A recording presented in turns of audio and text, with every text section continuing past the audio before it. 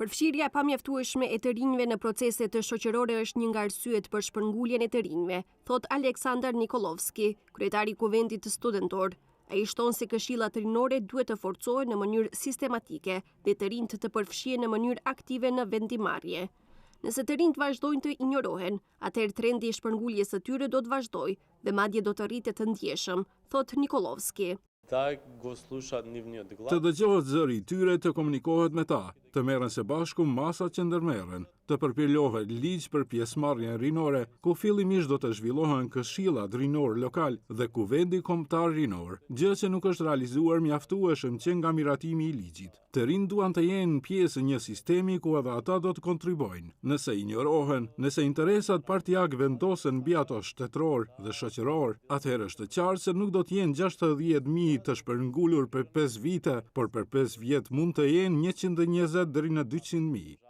Sipas Ivan Peshevskit, nënkryetari i lidhjes së sindikatave të Maqedonisë, arsye për shpërnguljen e të rinjve ndër vite janë pagat e ulta, kushtet e këqija të punës, shëndetësia jo efikase si dhe arsimi. Para së gjithash do të them pagat e ulta, gjithçka është e lidhur me njëra tjetrën.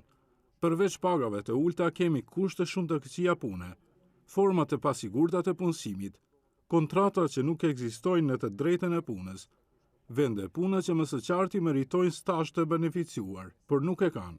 Ende kemi paga më të ulta në rajon, si mesatare ashtu dhe minimale, dhe një sër problemesh të tjera, pa përmendur fare se keq qëndrojmë me shëndetësi dhe arsimin. E pastaj do të shihni se përse tërë familjet, e jo vetëm të rinjt, ndër vite janë përfshirë nga ajo që mund ta quajmë murta e bardhë, dhe pse tërë fshatrat të qytetit janë shpërngulur.